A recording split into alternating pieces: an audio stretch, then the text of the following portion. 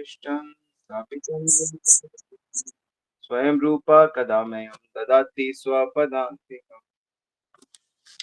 वन्देऽहं श्रीगुरो श्रीयुतपदकमलं श्रीगुरून् वैष्णवांश्च श्रीरूपं साग्रजातं सगण रघुनाथान्वितं तं सजीवं सावधूतं सावधूतं परिजन सहितं कृष्ण चैतन्य देवम् श्री राधा कृष्ण पदान् सगण ललिता श्री विशाखान्वितं च। जय श्री कृष्ण चैतन्य प्रभु नित्यानंद श्री अद्वैत गदाधर श्रीवासादि गौर भक्त वृंद। हरे कृष्ण कृष्ण कृष्ण हरे हरे हरे राम राम राम हरे हरे। हरे कृष्णा। सभी का बहुत बहुत स्वागत है नृत्य श्रवण की कथा में। और भगवान की लीला, भगवान का भक्तों के संग व्यवहार, भगवान का हर प्रकार के जीवों के साथ व्यवहार यदि हमको समझ में आए तो हमारी शरणागति बहुत आसान हो जाएगी। गीता में श्री कृष्ण कहते हैं, जन्म कर्म च मे दिव्यम एवं यो वेत्ति तत्त्वतः त्यक्त्वा देहम पुनर्जन्मम नैति मामेति सो अर्जुन। कि हे अर्जुन, यदि मेरे जन्म और कर्म किसी व्यक्ति को समझ आ जाए तत्व से, तो फिर उसका पुनर्जन्म नहीं होता, वो जन्म मरण के संसार में नहीं रहता, वो मेरे साथ मेरे घर में रहता है। वो घर उसका भी है, लेकिन जीव अज्ञान के कारण अपने आप को भगवान से अलग समझता है, भगवान से दूर समझता है। तो इसलिए जितने भी महापुरुष हैं, वो महापुरुष बनते भी भगवान की कथा सुन के, भगवान का भजन करके हैं। और वो कहते भी हैं, तस्माद् एकेन मनसा, एक मन से श्रोतव्य कीर्तितव्यश्च ध्येतो पूज्यते नित्यदा। कि एक मन से भगवान का श्रवण करना है, कीर्तन करना है और भगवान पे मन लगाना है, ध्यान करना है। तो हम लोग समझने की कोशिश कर रहे थे कि भगवान की जो कृपा है उसका रहस्य क्या है। तो संसार में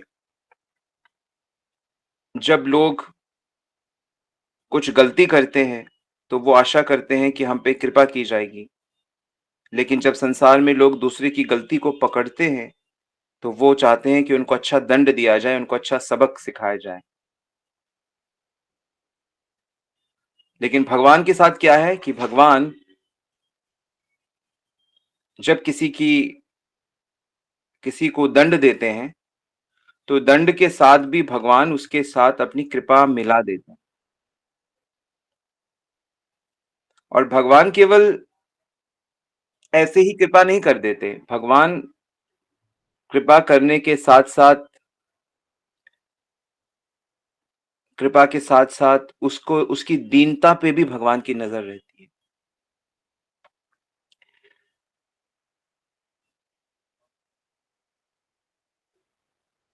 तो कृपा और दीनता का बड़ा संबंध है, बड़ा घना संबंध है। कृपा जब भी होती है तो वो दीन पर होती है, ये ध्यान रखना। व्यक्ति जब अपने को दीन मानता है ना, तो उस पे कृपा की बरसात हो जाती है। तो दीन का मतलब क्या होता है? दीन का क्या मतलब ये होता है कि जिस व्यक्ति के पास धन संपत्ति हीन हो, जो व्यक्ति, तो वो क्या दीन है? क्या दीनता का मतलब ये होता है जिसके पास ऐश्वर्य संपत्ति नहीं है?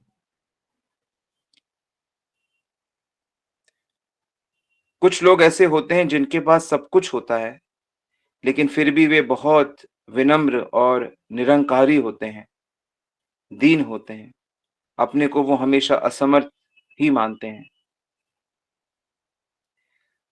लेकिन ये जो ताड़का की हमने बात करी थी, आपको पता है कि एक ही बाण प्राण हरि लीना।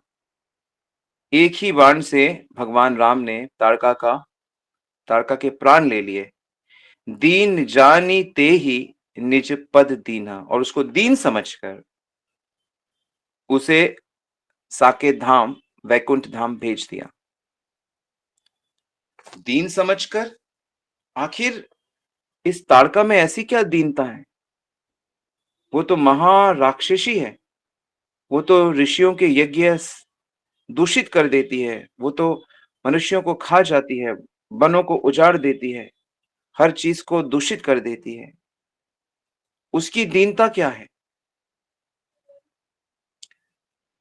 ताड़का का जो दीन भाव है वो हम लोग नहीं देख सकते, भगवान देख लेते हैं। भगवान जानते हैं कि ताड़का के द्वारा जितने भी पाप हुए हैं, अपराध हुए हैं, वह उसने जानबूझकर नहीं किए। तो कथा आती है इस ताड़का की। ये जो ताड़का थी, ये पहले सुकेतु नाम के एक राजा की बेटी थी। अब जो ये राजा था, यह बेटा चाहता था। भाई अक्सर राजाओं को तो बेटा चाहिए, नहीं तो राज्य संभालेगा कौन? इतनी मुश्किल से। आपने देखा होगा कि हमारे देश में भी हमारे देश के लोग बेटा बेटा बहुत करते हैं, और बेटियों को उतना वो नहीं दिया जाता, और घर घर में बेटियां भी इसकी कंप्लेन करती हैं कि हमको इतना वो नहीं मिलता, हमको रोका जाता है, ये बेटा बेटा क्यों करते हैं? तो बेटा बेटा ये प्रथा के कारण करते हैं, कि जो प्रथा है ना, कि जब विवाह होता है तो विवाह के बाद बेटी दूसरे घर चली जाती है, और बेटा होने से क्या होता है कि जो दूसरी बहू है वो अपने घर आ जाती है, तो अपनी प्रॉपर्टी अपना बेटा ही रखता है। इस प्रथा के कारण ये बेटा बेटा की इंपॉर्टेंट है, क्योंकि जो व्यक्ति है उसकी आसक्ति है अपनी संपत्ति से, तो वो चाहेगा कि वो संपत्ति यहीं रहे, वो किसी दूसरे लड़के के पास, दामाद के पास ना चली जाए, या उनके परिवार में ना चली जाए। ये सब प्रथा के कारण। तो बड़ा सूक्ष्म मनोविज्ञान है इसमें। ऐसा नहीं है कि बेटा कोई बहुत तोप है या कोई बहुत बड़ी चीज है, नहीं। ये प्रथा के कारण है। ये वास्तव में हमारी हमारी अंदरूनी आसक्ति का परिणाम है कि लोग बेटा बेटा क्यों मांगते हैं, और कितनी स्त्रियां, लड़कियों की तो भ्रूण हत्या हो जाती है गर्भ में ही, बेचारियों के साथ। पर वो भी बात है कि उन्हीं के साथ ऐसा होता है जो जिनके कर्म ऐसे होते हैं। ये बात भी सत्य है। जघन्य पाप करने वालों के साथ ऐसा होता है कि हजार जन्म तक वो सूरज नहीं देख पाते, और विशेष करके ये उन्हीं के साथ होता है जो भ्रूण हत्या करते हैं, गर्भपात करते हैं। तो ये बहुत बड़ा पाप माना गया है शास्त्रों में। लेकिन उसका उपाय यही है कि अगर तब इतनी बुद्धि नहीं भी हो, लेकिन अगर भक्ति की जाए, भगवत भजन किया जाए, तो भगवत भजन के प्रभाव से ये जितने भी पाप है ना, ये सब, इसका प्रभाव नष्ट हो जाता है। चाहे आपने गर्भपात कराया हो, चाहे आपने जाने अनजाने आपके हाथों जानवरों का हत्या हो, मांस खाया हो, शराब पी हो, या किसी के साथ धोखाधड़ी की हो, चोरी करी, बहुत कुछ करते ही रहते हैं हम लोग। आते जाते तो पाप ही करते हैं ज्यादा। लेकिन प्रभु इतने कृपालु हैं,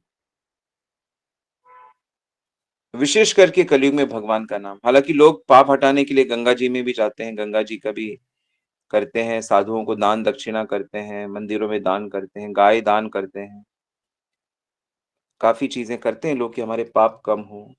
लेकिन पाप का प्रायश्चित करने मात्र से पाप कम नहीं होते, क्योंकि पाप करने की जो धारणा है वो फिर से जगी रहती है। किसी पेड़ को काटने मात्र से आप उसको नष्ट नहीं कर सकते जब तक आप उसकी जड़ को ना काटो।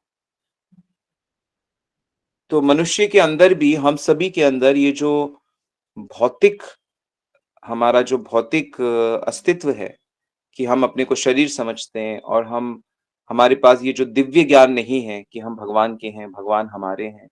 तो जब तक हम लोग इस ज्ञान में स्थित नहीं होते, हम चाहे कुछ भी कर लें, हमसे पाप होते रहेंगे, हमसे गलतियां होती रहेंगी, क्योंकि हमारा मूल गलत है, अज्ञान में हम जी रहे हैं। इसीलिए तत्व ज्ञान की आवश्यकता है, इसीलिए दिव्य ज्ञान की आवश्यकता है। तो जैसे हम लोगों ने अभी चर्चा करी कि विश्वामित्र जी को ये बात समझ में आ गई विश्वामित्र बहुत कर्मठ, बहुत बड़े तपस्वी हैं, हजारों साल तक तपस्या कर सकते हैं। लेकिन उनको ये बात समझ में आ गई कि विकार जो हैं, वो जब तक भगवान की कृपा ना हो, जब तक भगवान की शरणागति ना हो, तो ये विकार जाएँगे नहीं। तो भगवान की कृपा की आवश्यकता बहुत मेहनती और बहुत समझदार व्यक्तियों को ही उनको इस बात की समझ आती है। जैसे जो बहुत बड़े डॉक्टर्स होते हैं, वो जानते हैं कि ये ज़्यादातर जो चीज़ें हैं, ये भगवान की कृपा पे ही चीज़ें संभव होती हैं। बड़े-बड़े वैज्ञानिक जो होते हैं, जो सच्चे वैज्ञानिक हैं, जो सच्चे प्रोफ़ेसर हैं, जो सच्चे खिलाड़ी हैं या सच्चे नेता हैं या सच्चे अभिनेता हैं, वो भगवान की कृपा को समझते हैं। मैं एक बार हाँ, मिथुन चक्रवर्ती का मेरे को याद है, एक इंटरव्यू देख रहा था, तो उसमें वो कहता है कि उसने कहा कि आपको इतना सक्सेस मिला, कहता हाँ, सब मालिक की कृपा है। जो भी बोलता, बोलता मालिक की कृपा है। उनसे बोला कि आप हर बात पे मालिक की कृपा कहते हैं। कहते हैं मैं हूँ क्या? मैं तो एक गरीब घर का लड़का हूँ, मैं तो एक गरीब उससे आता हूँ, इतना पढ़ा-लिखा भी नहीं हूँ, इतना फिर भी मेरे को इतना जो कुछ मिला है, तो ये सब उसी की तो कृपा है। तो मुझे सुन के बड़ा अच्छा लगा कि अरे ये ऐसा सोचते हैं तो ये महानता है वास्तव में। सो कहना एक चीज़ है और उसको मानना एक चीज़ है, तो लेकिन जो मानते हैं तो वो कहेंगे भी और जो कहते हैं उनको फिर उस पे मानना भी चाहिए। तो बहुत बुद्धिमान ये व्यक्ति इस बात को समझ पाते हैं कि बिना भगवान की कृपा के हम उस परम लक्ष्य को नहीं प्राप्त कर सकते। हम अपनी चेतना को उतना ऊपर नहीं उठा सकते। और अन्य-अन्य शास्त्रों में भी देखा जाता है कि बिना भगवान के होता और वैसे बात सही भी है। कि भगवान का होना ज़रूरी इसलिए भी है क्योंकि वो परम सत्य हैं, वो पूर्ण हैं। तो जो पूर्ण है, वो जब तक स्पर्श नहीं करेगा तो चीज़ें पूर्ण कैसे होंगी? ओम पूर्णमदः पूर्णमिदं पूर्णात् पूर्णस्यमादाय पूर्णमेवावशिष्यते। तो जब तक हम उनको टच नहीं करेंगे या वो हमें टच नहीं करेंगे, हमारे में कंप्लीटनेस आएगी कैसे? आग को जब तक टच नहीं करेंगे, आग आएगी कैसे? तो ये सिद्धांत है, ये सत्य है। इसके बिना जीवन अधूरा है, कि बिना भगवान के शरणागति के हम परफेक्ट हैप्पीनेस अनुभव नहीं कर सकते।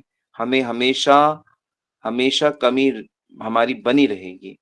तो इसीलिए तो ये गीता और भागवत और वेद शास्त्र हैं, जो हमें ये मुख्य बात बताते हैं।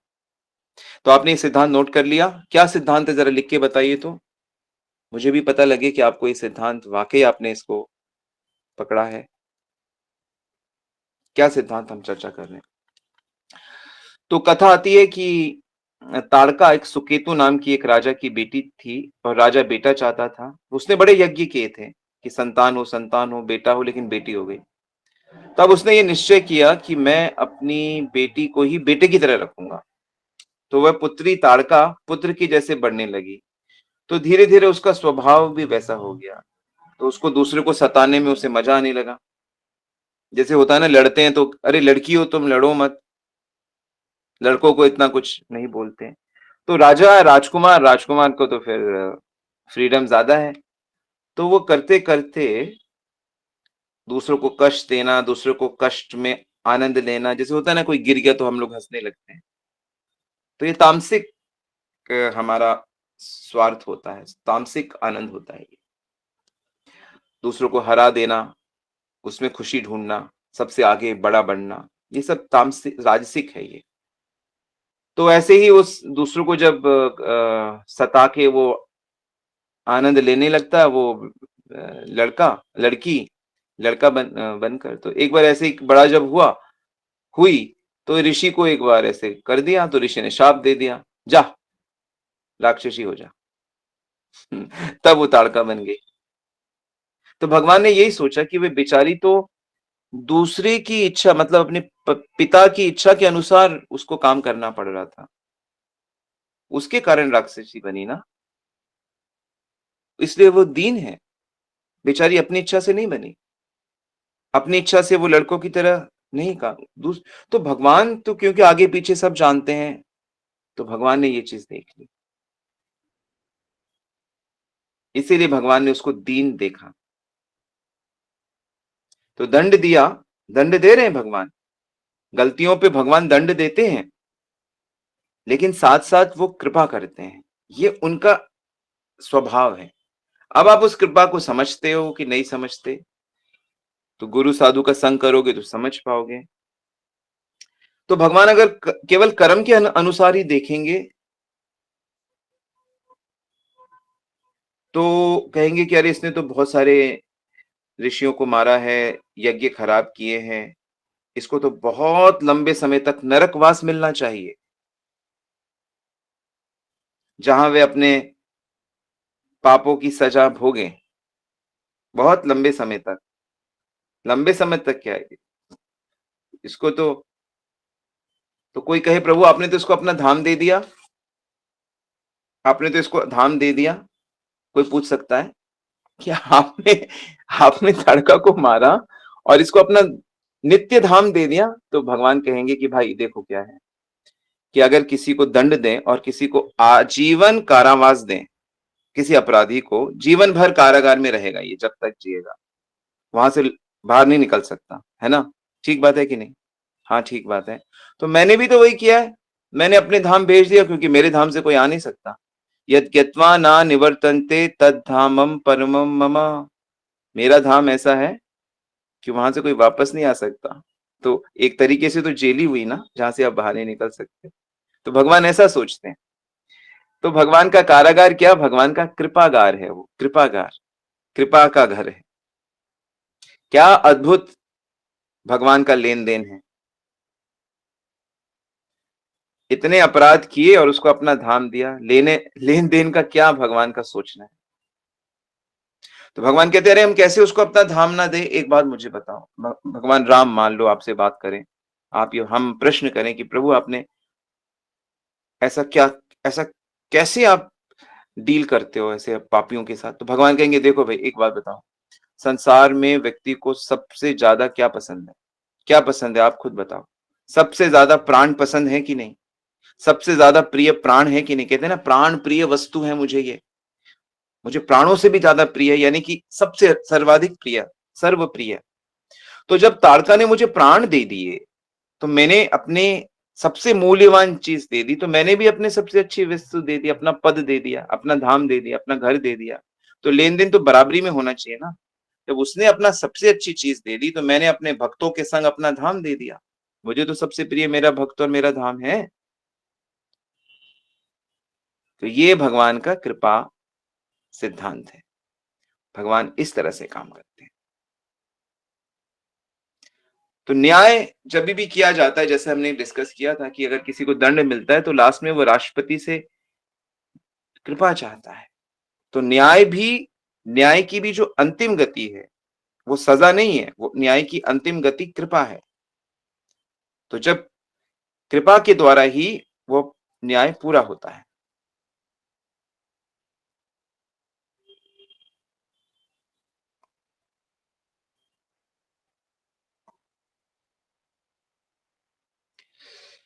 तो ये मूल सिद्धांत है जो हम, मुझे लगता है ये काफी महत्वपूर्ण सिद्धांत है। तो इसलिए चाहे कोई कैसा भी हो, कहीं भी हो, किसी भी स्थिति में हो, किसी भी देश, किसी भी उम्र के किसी भी पड़ाव में हो, मानसिक चाहे किसी की कोई भी स्थिति हो, अगर उसने ये सुन लिया कि भगवान परम कृपालु हैं, जैसे कि सुखदेव गोस्वामी ने सुना कि पूतना, जैसे ताड़का यहाँ राम जी की लीला में ताड़का, ऐसे ही भगवान कृष्ण की लीला में पूतना है जो स्तनकालुकूटम,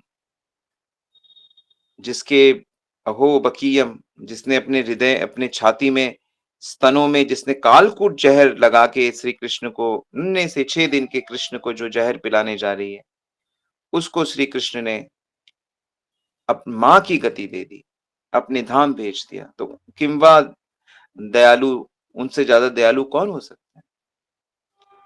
तो भगवान की कृपा की महत्ता को समझकर हमें भगवान की तरफ सिंसियरली मुड़ना चाहिए। यही सिद्धांत है। मैं चाहता हूं कि आप यही सिद्धांत आज अच्छे से सीखें और अच्छे से भक्ति करें। और भक्ति में बहुत जरूरी है कि आपको रेगुलर भगवान के भक्तों के साथ एसोसिएशन करना चाहिए। आपको वीकली किसी सत्संग से, भक्ति का जो सत्संग से जुड़ना चाहिए, वीकली नहीं तो फोर्टनाइटली को जुड़ना चाहिए, महीने 15 दिन में एक बार भक्तों से मिलना जुलना, कथा कीर्तन सेवा। तो डिवाइन एसोसिएशन से आप आगे बढ़ेंगे। और हम लोग एसोसिएशन के लिए यात्राएं निकालते हैं, फेस्टिवल्स करते हैं, इवेंट्स प्रोग्राम्स करते रहते हैं। तो भक्तों के संग में ही आप अपने भक्ति में प्रगति कर सकते हैं, अच्छी प्रगति कर सकते हैं। ठीक है। सो ऐसे श्री कृष्ण की कृपा आप सब पे अपूर्व होती रहे, और अवश्य हुई है कृपा हम सब पे, तभी हम कृष्ण चर्चा कर रहे हैं। हरे कृष्णा। श्रील प्रभुपाद की जय, श्री गुरु महाराज की जय। सो आज की कथा यहीं तक। कोई प्रश्न है तो आप पूछ सकते हैं।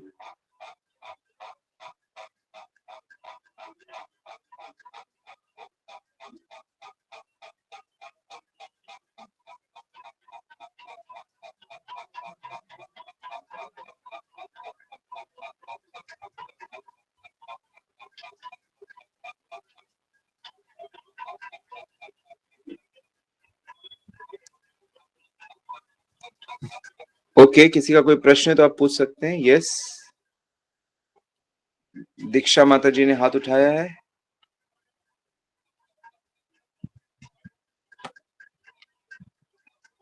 यस, क्या प्रश्न है आपका?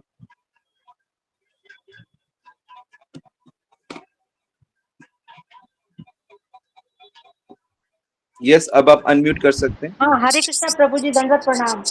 जी माता जी। जी, हम ये जानना चाह रहे थे कि अगर जैसे कोई मोक्षदा एकादशी वाले दिन या किसी भी एकादशी वाले दिन सिधार गया तो क्या वो प्रभु जी के धाम चला जाता है?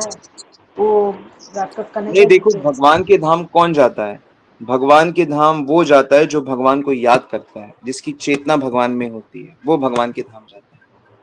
लेकिन अगर वो किसी, ये सिद्धांत है, लेकिन अगर वो किसी अच्छे दिन, एकादशी के दिन या चतुर्मास्य में या फिर पूर्णिमा में या सुबह ब्रह्म मुहूर्त में जाता है, तो उसकी सदगति होती है, वो अच्छी जगह जाता है, आराम से जाता है, ऐसा होता जी। है। लेकिन भगवत धाम कौन जाता है? जो भगवान से प्रेम करता है। भगवान को याद करने से भी भगवत धाम नहीं जाओगे आप। उसके बाद भी अगर भजन नहीं हुआ तो भगवान आपको, जैसे अजामिल ने याद किया है प्रभु का नाम, लेकिन उसने फिर 12 साल भजन किया, ठीक है, फिर भगवत धाम जाया जाता है। बिना भजन के, बिना भगवान से प्रेम किए भगवत धाम नहीं जाया जाता, क्योंकि आपके अंदर ऑलरेडी बहुत सारी आसक्तियां भरी पड़ी हैं, तो आप उस सूक्ष्म शरीर को छोड़ोगे नहीं।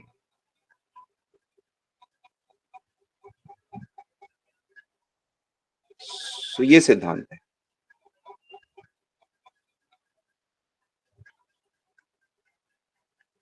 ठीक है।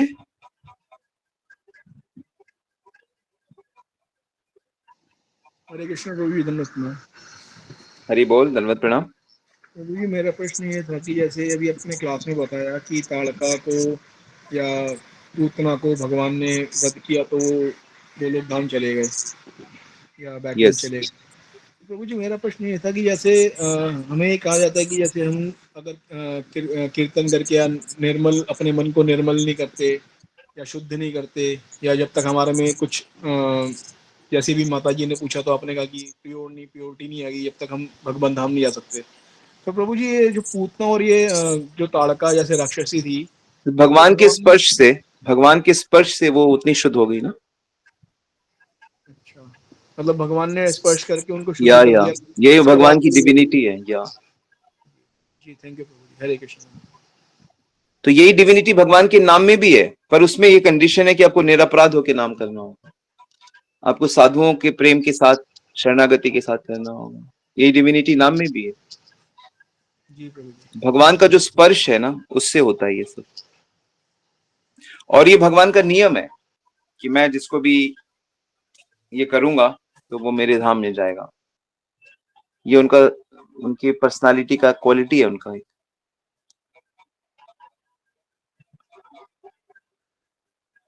लेकिन भगवान ज्यादातर जो असुर है ना, उनको सायुज्य मुक्ति देते हैं। ज्यादातर जो असुर हैं, ये तो कुछ विशेष राक्षसी जैसे पूतना है, उसको गोलोक धाम दिया ना, इसलिए ज्यादा आश्चर्य होता है।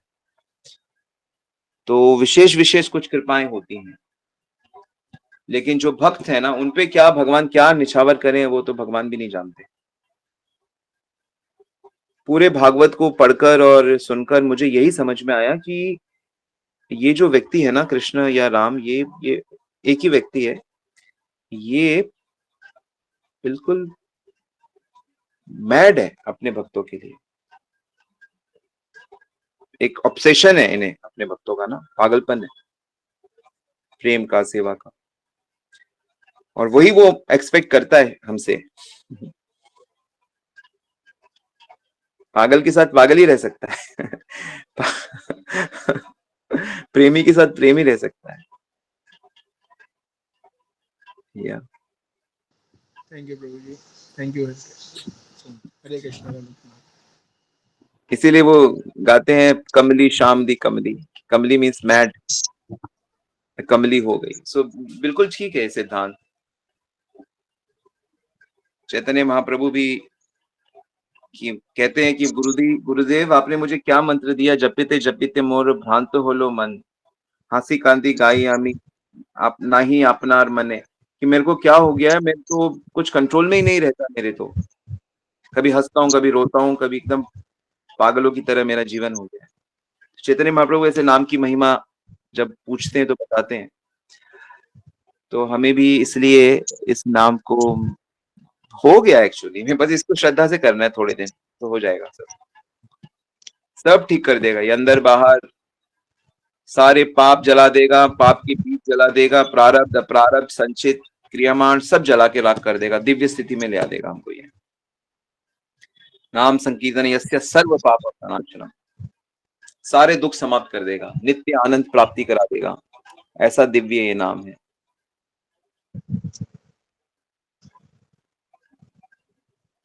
थोड़ा विश्वास और श्रद्धा के साथ करना होता है। प्रभु जी दंडवत प्रणाम। जी माता जी।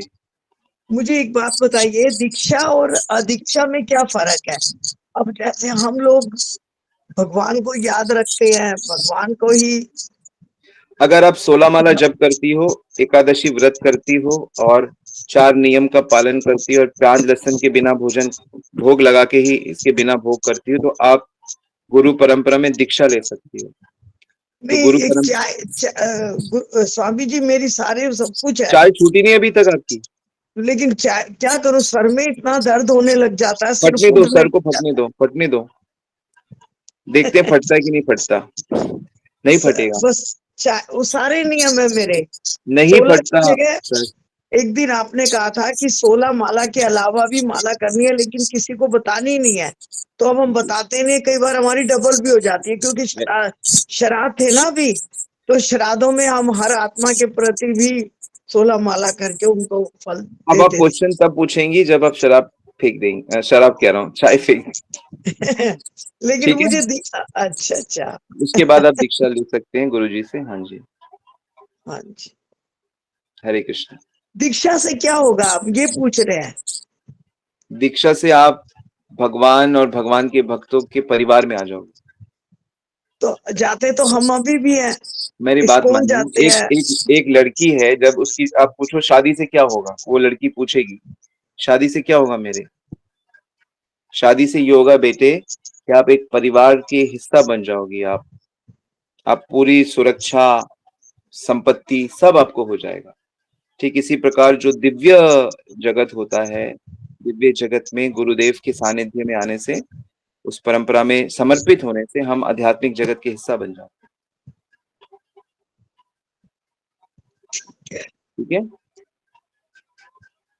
अपनत्व जो है, अपनापन। फिर थोड़े दिन नई बहू जो होती है, थोड़े दिन में उसका अपनापन हो जाता है। ऐसे ही दीक्षा का कमाल होता है, क्योंकि जब तक समर्पण नहीं होगा तब तक तो फिर खुला घूम रहे हो आप।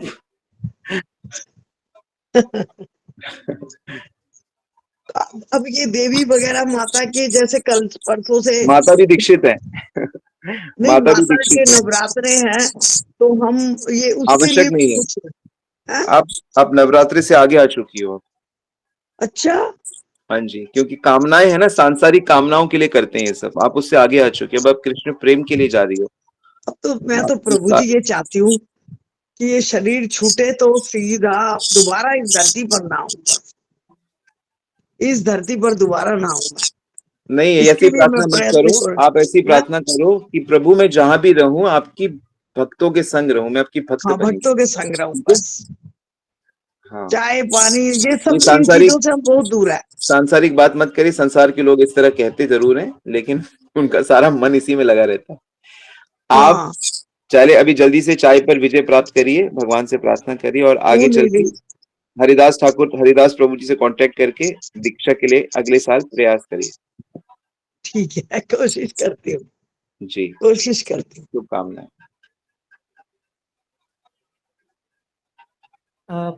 प्रभु जी हरे कृष्णा, प्रणाम। जी जी, हरे कृष्ण। प्रभु जी एक रिक्वेस्ट था हमारी तरफ से था, जिस तरह से आपने कल एक पुण्य पे क्लास दी थी, जो 10 जी। प्रकार की आपने बताया था, हम्म, उसी तरह से एक पाप पे भी क्लास किसी दिन करना ठीक है। है। क्योंकि कितने तरह के होते हैं और कैसे होते हैं, क्योंकि बहुत लोग कहते हैं कि हम पूजा पाठ करते हैं, व्रत रखते हैं और शराब पीते हैं, उससे कोई फर्क नहीं पड़ता है, तो ठीक उनको है, हम कैसे लोग पाप समझाएं? जी। जी जी, एक धन्यवाद। प्रश्न है कि हमें कैसे पता लगेगा कि हम भगवान के प्रिय हैं या भगवान के प्रिय हो रहे हैं। सो काम, क्रोध, लोभ, मोह ये सब कम होते चले जाएंगे और ठीक से अगर आपको इसे जानना है तो आप भगवत गीता चैप्टर 12 का श्लोक नंबर 13 से 20 तक पढ़िए। भगवत गीता चैप्टर 12 श्लोक नंबर 13 से 20 तक भगवान ने खुल के बताया मुझे कौन प्रिय है, मुझे कौन प्रिय है। भक्तों में अतीव प्रिया, जिसने मुझे अपना लक्ष्य बनाया है, जो दुखी नहीं होता, परेशान नहीं होता, परेशान नहीं करता। तो ऐसे कई सारी चीजें बनाई हैं। तो एक्चुअली में जो मूल रीजन है भगवान को कौन प्रिय है, भगवान को भक्त प्रिय है। तो शुद्ध भक्त हो, साधक भक्त हो, मध्यम अधिकारी, उत्तम अधिकारी, कनिष्ठ अधिकारी, जो भी प्रयास कर रहा है वो भगवान को प्रिय होता है। ठीक है। सो आपको कैसे पता लगेगा कि हम भगवान को प्रिय हो रहे हैं? तो बस आप भौतिक भावनाओं से ऊपर आओगी, काम, क्रोध, लोभ से मुक्त होती जाओगी। आप दिव्य धरातल पे ही विचार चलते रहेंगे, भगवान की सेवा, भगवान की लीला, भगवान का नाम, इसी में आपका मन घूमता रहेगा।